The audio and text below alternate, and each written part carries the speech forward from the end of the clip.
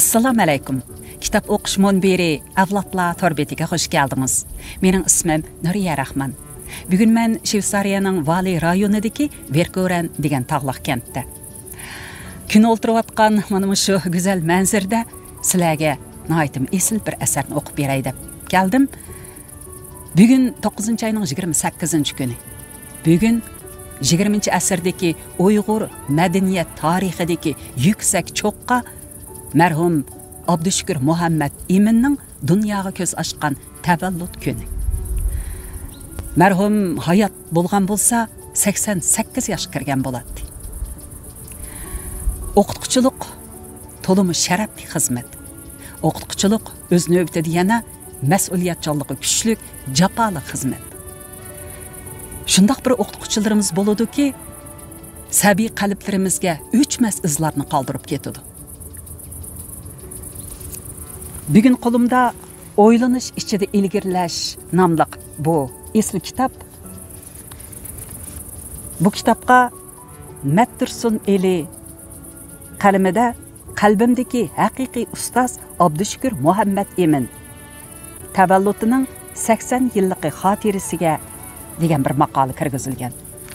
Abdur ayni chaqda marhumning o'quvchisi bo'lib, keyin xizmatdoshi bo'lib ishlashga muvaffaq bo'lgan.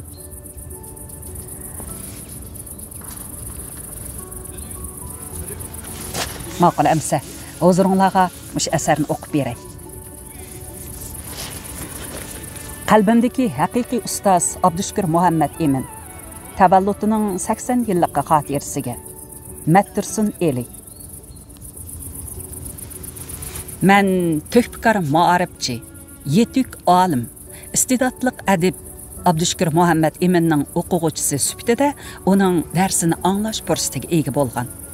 Uning shogirdi sifatida uningdan ta'lim olish sharafiga muyassar bo'lgan. Bu hurmat sohibining xizmatdoshi bo'lish sifatida uning bilan 6 yil bir kafedrada birga ishlash, estetika darsini tang o'tish fursatiga nail bo'lgan. Gerçi bu jarayonda ustoz Abdushukur Muhammad Emin bilan quyuq aloqada, doimlik hamsuhbatda bo'lolmagan bo'lsam-mu, u o'z ilmiy va adabiy emgaklari bilan qalbimda mangulik ma'naviy obida tikilgan edi. Ma bir sharh parashut.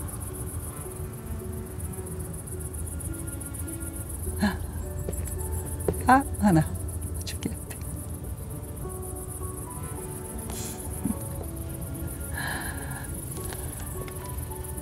Ups. Bak güzel çağdın. Hamma adamның yaxshi foydalanғысы keladi.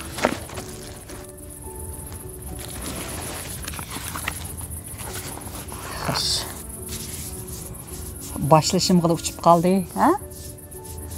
Xuddi marhumga hürmet bildirgandek.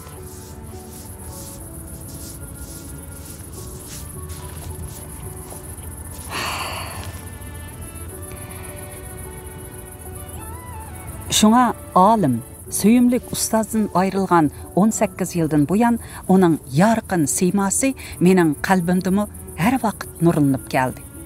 Xatiremning cho'nqur qatlardan o'rin algan uning ish izlariga doir astiliklar vaqtning o'tishiga agishib, texmo mukammallashib bordi. Men ustoz to'g'riliq biror narsa yezib beqishni necha qitim o'ylagan bo'lsam-mu, ammo qo'limga qalam ilishga jur'at qila olmagan edim. Shunga o'zimni hamisha uningga qarzdordakla his qilatdim. Bugun nemali bo'lsin, qalbimdagi ustoz siymasi to'g'riliq bir narsa deyish niyatiga keldim. Mana sal yuqoroq ko'taray. Birinchi bo'lim. Men 1982-yili sentyabrning o'tirlarida Xinjiang universitetining chaqiriqini topshirib elibla Urumchiga qarab yo'lga chiqdim. Men adabiyot fakultetining Uyg'ur til adabiyoti kasbiga qabul qilingan edim. Biz belgilama bo'yicha 1 yil maxsus xanzu tili o'rganatdik. Biz xanzu tili o'rganadigan tayyorlik bo'lim adabiyot fakulteti o'qitish binosining birinchi qavatida edi. Şoňamy biz ders arlyqydaki dam elişlarda binaның keýnideki meýdanga çykyp tursak, nam şerpini köp anlagan, eserlerini söyüp okugan, özünü bir görüşke takazza bolgan Abdüşkür Muhammed Emin, Şeripidin Ömer, Abdikerim Rahman, Boğda Abdullah, Nur Muhammed Zaman, Tursun Qurban qatarlıq ustazlarını körüp alalaydyk. Uçaqlarda ularni bizga Uyghur til adabiyoti kasbining yuqori yilliqidagi koni o'quvchilar Jiraqdan ko'rsatib qo'yatdi. Biz Iraqdan ularni ko'rib olganimizga bakmi xo'shal bo'latdik va boshqa saboqdoshlarimizga ularni ko'rib olganligimizni faxrlangan holda so'zlab berdik. Ustoz Abdüşkür Muhammed Eminmi men eng dastlabda ashundaq Jiraqdan ko'rib elish sharifiga muyassar bo'lgan edim. Bu muhtaram ustozning yarışımlıq kostyum borolkisi va uningga par kelgan galostoki, salmoq qadamlar bilan mengishi uningga o'zgacha salobet ato qiladi. Sal cho'ngroq kelgan yuqori gradusliq ko'zayniki uning ilmiy kamolatining shohididakli bilinadi. O qaddini tik tutib, jiraqlarga nazar tashlab, xiyolchan holda maydonni kesib o'tib, Adabiyot fakulteti binasiga kirib ketadi. Tayyorlik bölümde bir yil hanzuch o'rgangandan keyin biz kasbga chiqdik. Ammo ustoz Abdüşkür Muhammed Emin bizga oxirgi o'qish yillarida dars bergachga biz damalliqqa uning darsini va gap so'zlarini anglash fursatiga ega bo'la olmadik. Bir kuni ders vaqtida muallimimiz Azat Sultan bir nechimizni Abdüşkür muallimning uyiga berishga buyurdi. Bu biz uchun Abdüşkür muallim bilan yuz ko'rishib, uning gap so'zlarini anglab olishning yaxshi fursati edi. Biz o'tirishliq 18-binani xeyli tasti tepib bordik. Abdüşkür muallim bizni o'zi Sovet ittifoqidan elib kirgan tom qog'ozini choplashga yordamga chaqirgan ekan. Uning o'rinlashtirishi bo'yicha saboqdishim Yalqon Rozi bilan G'olib Rahman sug'uchilangan qog'ozni shilimladi. Men shilimlangan qog'ozlarni Abdüşkür muallimga uzatib berdim. Abdüşkür muallim bizga parans ilib bergach, u qog'ozlarni tomga chopladi. Uning bu qog'ozlarni to'limi tujib bilab choplishi bilan uy tomlari bakmi uzlashib ketgan edi. İş tugaganda biz bu ustoz bilan birlikda kashlik choy ichdik va uning bilan sal tortinibgina paranglashdik. U bizga madaniyat zo'r inqilobida yog'ochchilikmi qilganligini so'zlab berib etib, bir kiyim ishkabini ko'rsatib, uni o'zi yasab sirliganligini aytib berdi. Biz to'limi sipda yasalgan bu ishkabga qarab, bir tarafdan Abdüşkür muallimning voyiga yetgan yog'ochchilik hunaridan hayron bo'lgan bo'lsak, yana bir tarafdan u ayni chog'da duch kelgan ichinishliq taqdir qismatga, tortgan jafolarga bakmi echindik. Uning tadqiqot bilan bemalol shug'ullanishga imkonsiz behuda o'tib ketgan qiron chog'larini, ilmiy tadqiqotga sarf qilinishga tegishlik zehniy quvvati va vaqtning arzimas ishlarga isrof qilinganligini o'ylab, ko'nglimiz to'lim g'ash bo'ldi.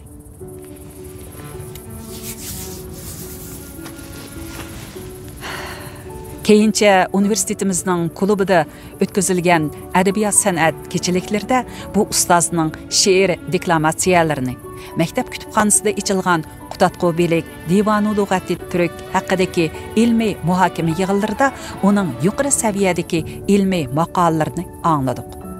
Sinfimizdagi saboqdoshlar bu ustozning darsini anglashga bakmi taqazzo bo'lib yurgan kunlarning birida bizga Sharq adabiyoti degan bir dars o'rinlashtirilibdi. Dars o'qituvchisi dal Abdüşkür muallim ekan. Biz Abdüşkür muallimning darsini anglash fursatiga erishganimizdan qattiq xushal bo'ldik. Afsuski, mavsum boshlanganda bu ustoz darsga kirmadi. Anglasak, u doktorxonada yetib qolgan ekan.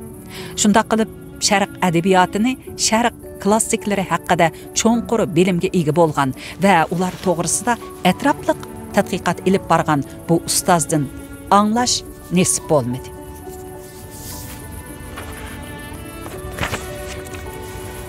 Faqat 5-yilining 2-mavsumida biz uning estetika darsini anglash sharafiga muyassar bo'la oldik.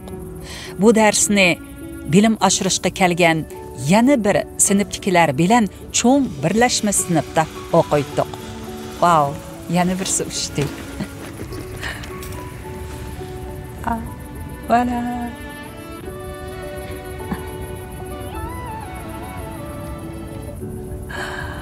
Qarаңғы tushgacha osmonda жүрейді bular endi. Hop, mana yaxshi qo'yalım.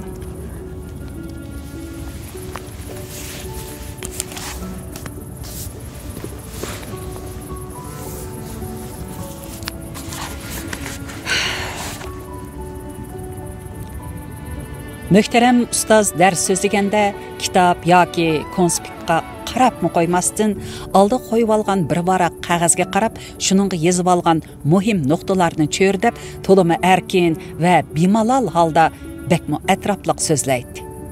Biz umumiy estetika nomli kitobdagi hamma mazmunlar uningga yod bo'lib ketgan ekan deb jazmlashtirdik.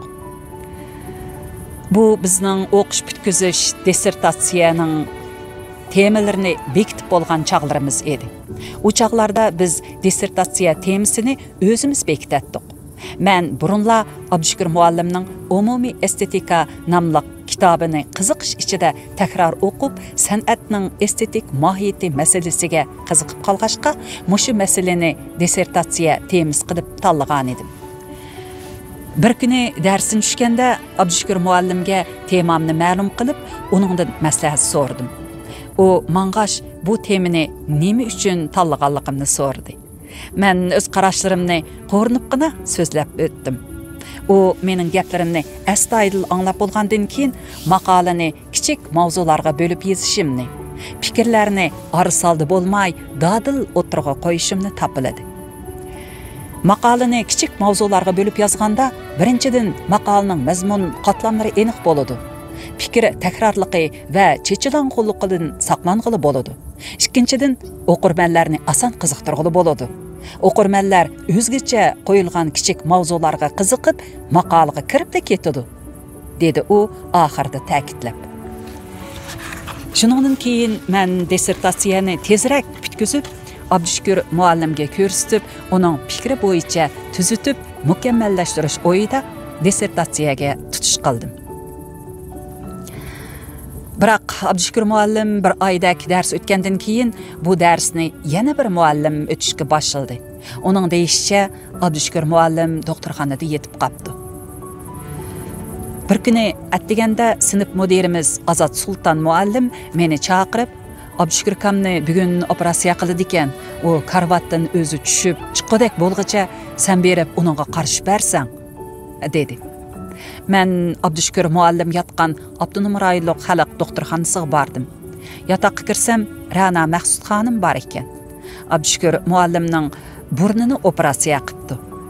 Ra'na xonim tamoq etib kelguncha men Abdushukur muallimga qaradim. U orliqda mendan dissertatsiyani qanchalik yozganligimni so'radi. Yozib bo'lgan mazmunlarni va yozmoqchi bo'lgan mazmunlarni qisqacha so'zlab berdim. U tez tutish qilib bitkizishimni jekiladi. Bir necha kungacha men kunduzi Abdushukur muallimga qaradim. U karvatda yetibmi kitob o'qiydi. Vaqtni qat'iy bo'sh o'tkazmaydi. U karvatdan yerga tushgudak bo'lgandan keyin o'ziga tava ustalga uyidan ilib kelgan kitoblarni yeyib, ilgari yozgan maqolalarini tuzatdi. Bitganlarini meni jurnallarga olib berishga buyurdi. Uning doktorxonadami aram olmay o'rganishi va izdanishi, maqolalarni yozishi meni bakmi ta'sirlantirgan edi. Keyin men o'qish bitkizish dissertatsiyamni Abdushukur muallimning degini bo'yicha kichik mavzularga bo'lib, yozib, bitkizib, doktorxonaga elib bordim. U maqolani elib qoldi. 2 kundan keyin borganimda maqola yaxshi yozilibdi. Mavzularga joyida bo'libsiz. Az bir qism joylarga qalam takkizdim. Mushu petde oq ko'chirib yoqlasangiz bo'ladi, dedi u maqolani menga sunib edi. Men ustozning qo'lidan dissertatsiyani elib varaqlab ko'rib etib, uning bir betning girvikiga yezib qo'ygan 5-6 qur xetini bayqab qoldim. Muallim, siz qistirib qo'ygan bu bir abzasni dissertatsiyamga kirgizsam, izohat berishga ham manba ko'rsatishga to'g'ri keladi. Naql hisobida izohat beray desam, manbani nima deb ko'rsatish meni gongirtib qo'yibdi, dedim. Mening qistirg'unim siz dissertatsiyada o'tirg'a qo'ygan, ammo aniq ifodalab bera olmagan fikrlar. U o'zingizning ko'z qarshi bo'lib ketsin. Izohat berishingiz hojatsiz, dedi u. Men dissertatsiyani oq ko'chirib, doktorxonaga olib, ustozga yana bir qitim ko'rsatib, uning ma'qulligini olgandan keyin dissertatsiya yoqlashga tayyorlik qildim. Abdushukur muallim doktorxonada bo'lg'ashqa dissertatsiya yoqlash yig'iniga qatnasha olmadi. Shuningmi, yig'inga qatnashgan muallimlar dissertatsiyamdagi yangi ko'z qarashlarni qabul qila olmay, to'van nomer berib qo'yarmi deb xeyli dakki-dukkida bo'ldim. Ammo ular maqolamga yuqori baho berishdi. 1987-yili 6-oyning oxirida Azat Sultan muallim Urumchidagi yozuvchi, shoirlar, munosabatlik mutaxassis, tadqiqotchilar va muharrirlarni taklif qilib, shu chaqdagi tayyorlik bo'lim o'qitish binosi, ya'ni hozirgi 10-o'qitish binosining 3-birlashma sinfida Uyg'ur til adabiyoti 82-yillik 2-sinf o'quvchilarining o'qish bitkizish ilmiy doklad yig'inini uyushtirdi. Bu yig'inda Azat Sultan muallim sinfimizdagi saboqdoshlarning yaxshi chiqqan dissertatsiyalarini tanlab o'qitdi. Menmi shu yig'inda san'atning estetik mohiyati nomli dissertatsiyamni o'qidim. Yig'in oyoqlashganda Tarim jurnalining muharriri Anvar Abdurahim aka maqolamni so'rab bir nusxa elib ketdi. Maqolam Tarimning 1987-yillik 10-sonda e'lon qilindi. Mening bu dissertatsiyamning yaxshi baholarga erishishi va Tarim jurnalida e'lon qilinishini Abdushukur muallimning ajrdan ham astoydil yetaklashidan ayirib qarg'ila bo'lmaydi. O'qish bitkizgandan keyin men til adabiyot fakultetiga elib kelindim. Abdushukur muallimning umumiy estetikasini ishtiyoq bilan takror o'qishdan boshlangan estetika savdoligi sababidan men estetika darsi o'qituvchisi bo'lishni ko'nglimga pukkan edim. Mening estetika darsi bersam degan fikrda johillarcha turib olganimni ko'rgan fakultet mudiri ustoz Abdukarim Rahman oxiri meni orzuyimga yetkazdi. Natijada menga Abdushukur muallim bilan kasbdosh bo'lish omadi nasib bo'ldi.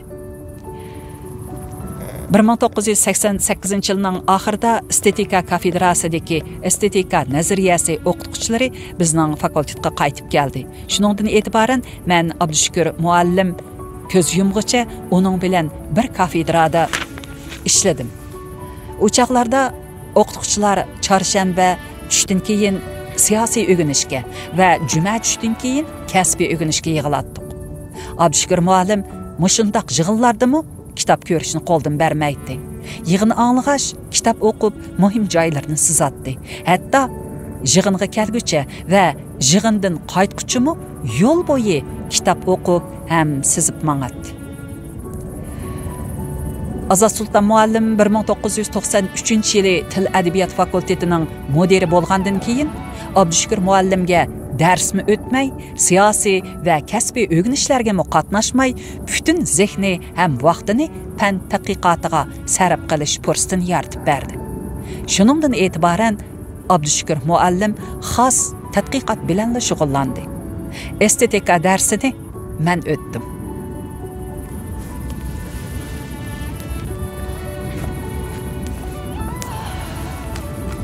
Ikkinchi bo'lim. Abdushukur muallim Uyg'ur, qozoq tillaridagi estetika ma'rifining barpochisi. U 1980-yillarning başlarında Şinjan Universitetida Uyg'ur til adabiyoti kasbi o'quvchilariga estetika darsini tunji bo'lib ochgan. Uning ajr mehnatida Şinjangda estetika darsi yo'qlikdan barliqqa kelgan. Şinjangdagi oliy maktablarning estetika darsligini tunji bo'lib Abdushukur muallim yezib nashr qildirgan. Şinjang Pedagogika Universiteti, Qashqar Pedagogika instituti, Ili Pedagogika instituti qatorliq oliy maktablardagi estetika darsini Abdushukur muallimdan estetikadan muntazam ta'lim elib, shu maktablarga taqsimlangan o'quvchilar ochgan. Şinjang Universiteti Til adabiyot fakultetining Uyg'ur til adabiyoti va Qozoq til adabiyoti kasblarining estetika darslarini Abdushukur muallimdan ta'lim olganlar o'tgan. U yozgan umumiy estetika nomli kitobni bu ikki kasbdagi o'quvchilarga dars qilishgan. Maktabimizning siyosiy fakultetida estetika darsi ochganlarmi avval til adabiyot fakultetiga kelib, Abdushukur muallim dars o'tgan sinfga kirib, to'liq bir mavsum dars olgandan keyin ondan o'z fakultetiga berib, mazkur darsni o'tishni boshlagan.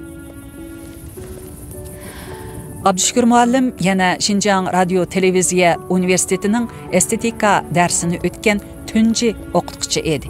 U bu maktabdagi kursantlar va o'quvchilarning Uyg'ur til yoziqidagi darslik qurilishi uchunmi yurak qinini ham zehnini sarf qilib, ishkirda ishlatilayotgan darslikni ixchamlab tarjima qilish asosida estetikadan leksiyalar nomli darslikni tuzib bergan edi. U tuzgan bu darslik Şinjan Radio Televiziya Universitetida toki yangi asrning boshlarigacha ishlatildi. Abdushukur muallim yozgan umumiy estetika nomli kitob Şinjandagi har qaysi oliy maktablarda darsi qilingandan sirt yana Abnum rayonluq o'zligidan o'rganuvchilardan imtihon elishga yetakchilik qilish komiteti tarafidan oliy ma'rif bo'yicha o'zi o'rganuvchilarning Uyg'ur tili adabiyoti kasbiga dars qilindi. Bu kitob 1990-yillarning 5idan hozirgacha izchil o'zligidan o'rganuvchilarning darsligi bo'lib kelyapti. Abdushukur muallim yolg'iz estetika bilimlarini Uyg'urlar orasida tunji tarqatquchili emas. O'z navbatida yana g'arb estetika tarixini Uyg'urlarga bir qadar sistemalik tonishtiruvchidir. U yozgan umumiy estetika nomli kitobning 2-bo'limi estetika tarixiga beg'ishlangan bo'lib, 4 bobdan tuzilgan bu qismda g'arb estetika tarixi ixcham va atrofliq tonishtirilgan. Shuningmi ustozning 1985-yili nashr qilingan umumiy estetika nomli kitobi Uyg'ur o'qirmanlariga estetika nazariyasidan ma'lumot berguchi tunji dastur bo'lib qolmay, o'z navbatida yana g'arb estetika tarixidan to'liq ta'lim berguchi, Farabi estetika ta'limotlaridan xabar berguchi tunji o'qishlik hisoblanadi. Abdushukur muallim yana bo'shliq to'ldirguchi ilmiy amgaklarni ko'plab ro'yobga chiqargan mo'lhosolliq tadqiqotchi edi. U estetika va Uyg'ur madaniyatiga doir oshkora nashr qilingan 13 kitob, 180 necha parcha ilmiy maqolaning, nashr qilinmagan 3 kitob va e'lon qilinmagan bir muncha maqolaning muallifi edi. Biz uning tadqiqot natijalariga nazar soladigan bo'lsak, ustozning ilmiy tadqiqot sohasidagi nurg'un tunjilarning egasi ekanligini bayqaymiz. U estetika nazariyasi tadqiqoti, g'arb estetika tarixiy tadqiqoti va Uyg'ur estetika tarixiy tadqiqoti bilan shug'ullangan tunji Uyg'ur estetikashunos. Qatlamliq estetika nomli kitobi orqali Uyg'urlarda mustaqil estetika tadqiqotiga yo'l ochquchi tunji va yagona estetikashunos. Uyg'urlardagi tunji estetika kitoblarining avtori. U Uyg'urlar orasida Uyg'ur muqam tadqiqoti va Şinjanning qadimki naqshi usullari tadqiqoti bilan izchil sistemalik shug'ullangan hamda bu haqda Uyg'ur xalq klassik muzikasi 12 muqam haqida, Uyg'ur muqam xazinasi, Şinjanның таң davridagi naqsh usul san'ati qatorliq nupuzliq ilmiy asarlarni yezib, umumiy e'tirofga erishgan tunji muqam tadqiqotchisi. Uning Uyg'ur muqam xazinasi nomli kitobi nashr qilingandan buyon Şinjan universiteti Uyg'ur til adabiyoti kasbiy o'quvchilarining muqamshunoslik darsligi bo'lib kelmoqda.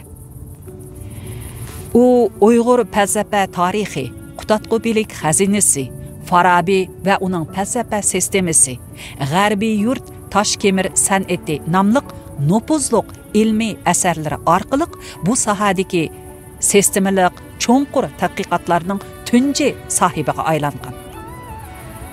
Ustozning oldingi 3 parcha kitobi ayrim holda Şinjan universiteti Uyg'ur til adabiyoti kasbiy to'liq kursi o'quvchilari va magistr aspirantlarining Uyg'ur falsafa tarixi,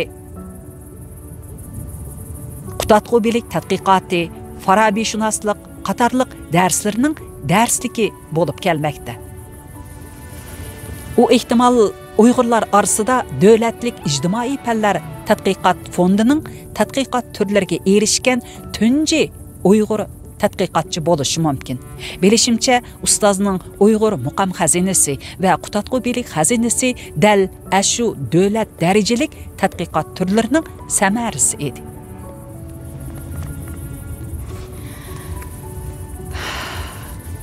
Abdushukur muallimning bo'shliq to'ldirg'ichi nurg'un tunjilarning sohibi bo'lishi bizni so'yindirsa, uning ilmiy tadqiqot bilan moddiy manfaatparastlikdan mustasno holda shug'ullanishdek xolis izdinish ruhi bizning qoyilligimizni hassilab oshiradi.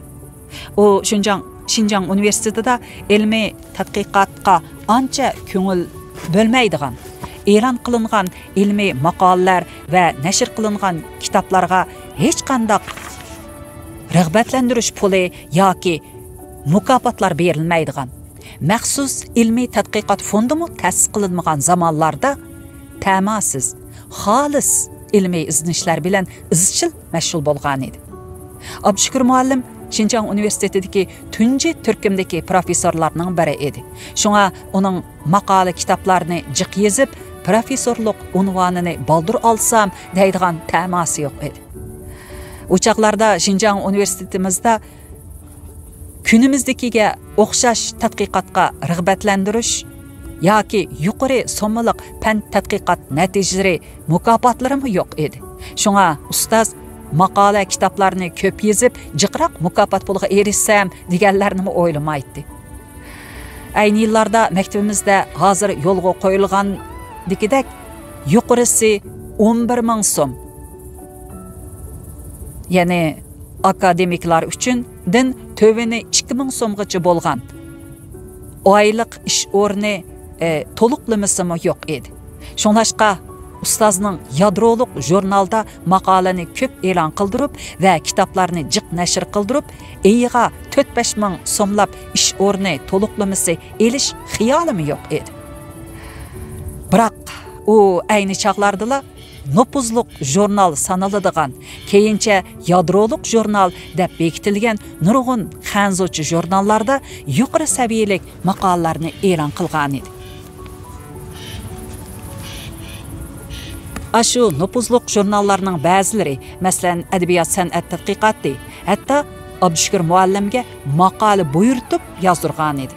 Hatto u ilmiy kitoblari nashriyotlarning so'g'uq muomalasiga uchragan, setilmaydi deb qarab nashr qilishni rad qilgan ahvoldami ilmiy izlanishdan qat'iy yaltaymagan edi. Muhtaram ustozning ilmiy tadqiqotga moddiy manfaatparastlikdan xoli kirishish ruhi Uyg'ur ziyolilarining mangu o'rnak qilishiga arziydi.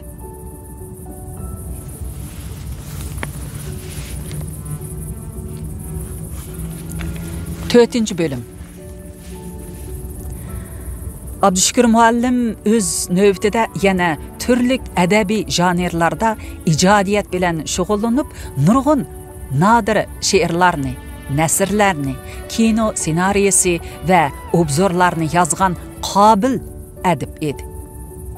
Uning ruboiy g'azallari, hikmatlar bilan to'yingan bo'lish, nasrlari ma'nidorlikqa boy bo'lish, kino ssenariyasi madaniyat tindirmisiga to'yingan bo'lishdek aloyidliklari bilan alohida ko'zga tashlanadi. U yana Uyg'ur ruhiyatini sezgurlik bilan operatsiya qilgan. Milliy madaniyat psixikasidagi illatlarni samimiylik bilan ko'rsatib berib, ziyolilarni millatning ajallik ma'naviy jarohatlarini shifo topqizishga undigan haqiqiy millat g'amguzori edi. Uyg'ur ziyolilari orasidagi milliy kimlik va milliy o'zlik haqidagi o'ylanish izlanishlarning boshlamchisimi ya'ni shu ustoz Abdushukur Muhammad Emin edi. Keyingi chaqlarda qiziq nuqtaga aylangan milliy kimlik va milliy o'zlik temasiga murojaat qilguvchilarni amaliyotda mutafakkur Abdushukur Muhammad Eminning qo'lidagi kuch ulash kaltigini o'tkazib olguvchilar deyishga bo'ladi.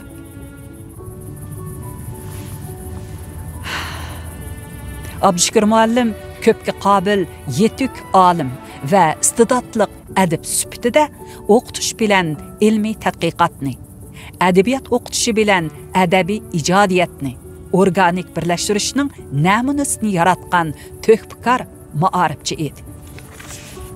Uning bu jihatdagi utuq va to'hpalari Xinjiang Universiteti Adabiyot fakultetining ayni chog'dagi o'qituvchilari orasida o'qitish, ilmiy tadqiqot va adabiy ijodiyatga tang e'tibor berish ham ularni organik birlashtirishdek esil an'ananing shakllanishida, shundoqla davomlashishida turtkilik rol o'ynagan edi. 1980 va 1990 yillarda Adabiyot fakultetidagi Sherifiddin Ömer, Abdukerim Rahman, Bo'g'da Abdulla, Nurmuhammad Zaman, Tursun Qurban, Hamid Baxsud qatorliq ustozlarning hammasiga o'qitishga mahir, ilmiy tadqiqot va adabiy ijodiyatda qobil to'hpakorlar edi. Yuqorqi ustozlardan tarkib topgan Abdushukur muallim sarkiligidagi bu qo'shin hozirlagan uchni organik birlashtirish iqtidori amaliyotda oliy maktab til adabiyot kasbi o'qituvchilari uchun kam bo'lsa bo'lmaydigan angushtar hisoblanadi. Bu nazariya bilan amaliyotni birlashtirish, o'qituvchi o'quvchiga so'zlaganni yoki uningdan ishlashni talab qilganni avval o'zi amalda ko'rsatish masalasi edi. Aslida oliy maktab til adabiyot kasbining o'qituvchilari dal yuqorqi ustozlardek bo'lish kerak edi. Afsuski, bugungi kunda oliy maktablarda uchni organik birlashtirish iqtidoriga ega o'qituvchilar bakmo ozlab ketdi. Rostgapni qilganda yuqorqi ustozlar dam olishga chiqqan yoki olamdan o'tgandan keyin fakultetimizda ko'pga qobil o'qituvchi qahatchiligi ko'rildi. Ular qontar badaliga shakllantirgan uchni organik birlashtirishdan iborat esil an'anami uzilib qoldi. Bundaq bo'lishini Abdushukur muallimdek hammaylarni zaratlayalaydigan sarkining kamligidan ayirib qarag'ili bo'lmaydi albatta. Abdushukur muallim olamdan o'tgandan keyin uning rafiqasi Ra'no Maqsud xonim ustozning hayot vaqtida yiqqan ilmiy tadqiqot va o'qitishda foydalangan har xil til yoziqdagi kitoblarini Adabiyot fakultetimizning Uyg'urcha materiallari bo'limiga taqdim qilgan edi. Men bu material bo'limiga kirgan chog'larimda ustiga qadrlik ustozning rasmi qo'yilgan ishkoplardagi kitoblarga qaraganimcha ustozning ajr mehnatlarini suyunish va iftixor ilkida aslayman. Ishkoplardagi ustozning qo'li tekkan kitoblarni elib, marhumni seg'inish ilkida yod etaman. Muhtaram ustoz boshchiligidagi pishqadamlar shakllantirgan o'qitish, ilmiy tadqiqot va adabiy ijodiyatni organik birlashtirishdek sharaflik an'ananing uzilib qolganligini afsuslik ichida e'tirof qilishga majbur bo'laman. 2013-yili yozildi.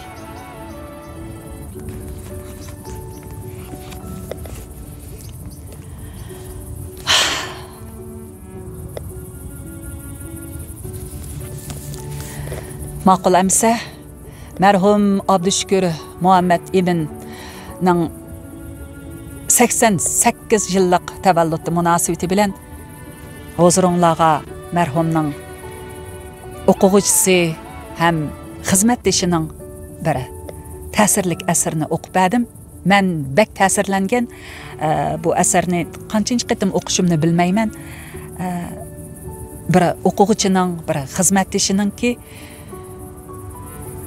ko'z qarashlari, ta'sirotlari odamni bekmi ta'sirlantirdi ekan. Har qitim mana shunday bir kitobni o'qib bo'lgandan keyin jiq gap qilib ketaman go deyman. Ha, ba'zida o'zimni besib olishga tirishaman, lekin amaliy.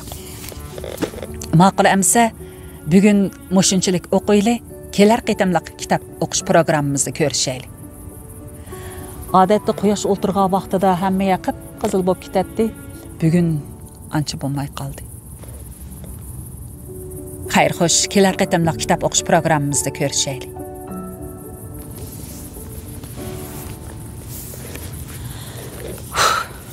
Qarang'imish bo'pti.